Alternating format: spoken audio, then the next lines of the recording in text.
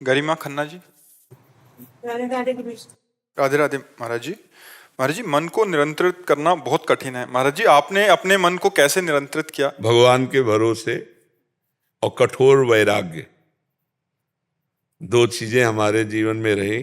कठोर वैराग्य, गंगा का किनारा जो भगवान भेज दे वो पाना, नहीं तो भूखे रह जाना, पर कभी भी भगवत विस्मरण न होने पाए।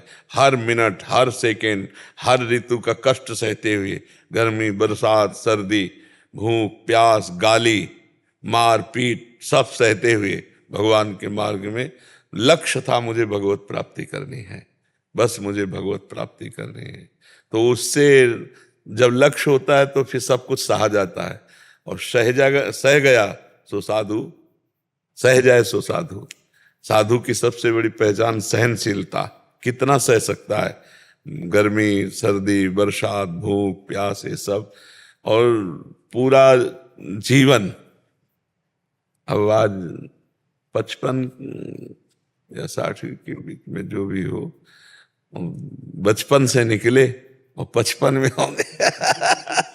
अब इतनी बड़ी जीवन यात्रा पूरी कष्टप्रद रही, और अब तो और कष्टप्रद हो गई। दोनों किडनी फेल हो गई है, तो डायलिसिस चलता रहता है, और भी कई तरह के कष्ट इसके कारण हैं। जिसे आप पानी नहीं पी सकते, आप सब्जियां नहीं पा सकते, बहुत तरह के कष्ट इसमें ब्रेक है। किडनी खराब होने पर बहुत, तो भगवान का भरोसा और भगवत प्राप्ति की लालसा, इन दो बातों ने संसार में हमें विजय दिला दी। जो मन को वश में करना बहुत कठिन है, वो स्वाभाविक, क्योंकि गंगा के किनारे मन को दौड़ाने के लिए स्थान नहीं, और लक्ष्य भगवत प्राप्ति, तो निरंतर भजन में लगे रहना, तो चांस ही नहीं मिला। कभी ऐसा चांस नहीं मिला जीवन में, मतलब वृंदावन के सिवा, कि हमने कभी गरम गरम भरपेट रोटी पाई हो पूरे जीवन में, कि ऐसे कोई बनाता जा रहा, हम ऐसे पाते नहीं।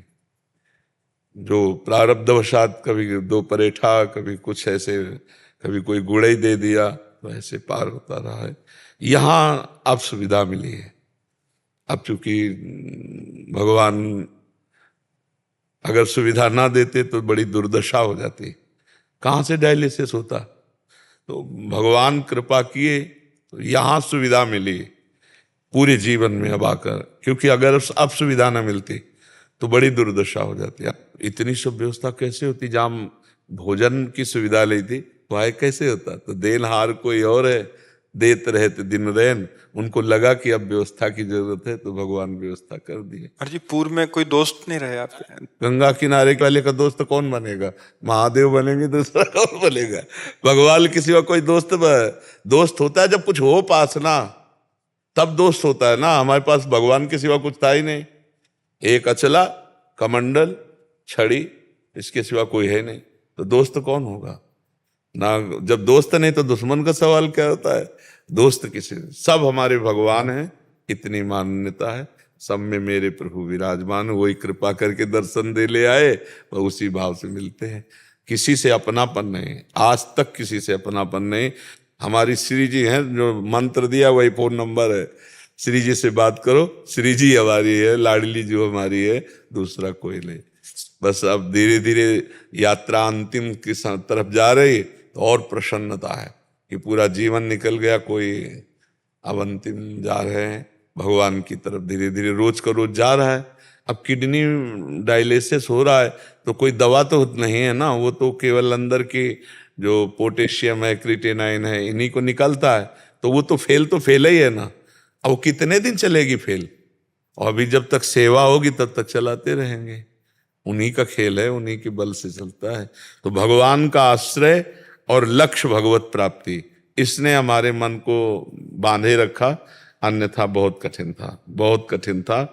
जहां हमें कष्ट मिलता वहीं भगवान किसी न किसी रूप में हमको सहयोग देते और समझाते, टूटना नहीं है, आगे बढ़ो, आगे बढ़ो। तो भगवान की कृपा बल से लक्ष्य भगवत प्राप्ति, उसी से सब भगवान कृपा करके फिर कोई न कोई संत महात्मा ऐसे मिलते जो हमसे ज्यादा बैरागी। तब लगता है यार, हम तो जवान होकर ऐसे, ये तो वृद्ध होकर ऐसा कष्ट सह रहे, फिर और वैराग्य पुष्ट होता। बहुत कृपा रही, बहुत कृपा। इसीलिए कह रहे हैं आपके समय में मोबाइल जो है ये साधुता के लिए बहुत जहर है, बहुत जहर है। कोई बिरला ही इस जहर से निकल पावे, नहीं तो यही गिरा देता है, यही गिरा देता है। गंदी बातें सब उसमें है, जहाँ मन गंदा हुआ सर्च किए बस गए। जो देखा जाता है, जो सुना जाता है, जो बोला जाता है वही मनन होता है, जो मनन होता है वही परिणाम होता है। इसलिए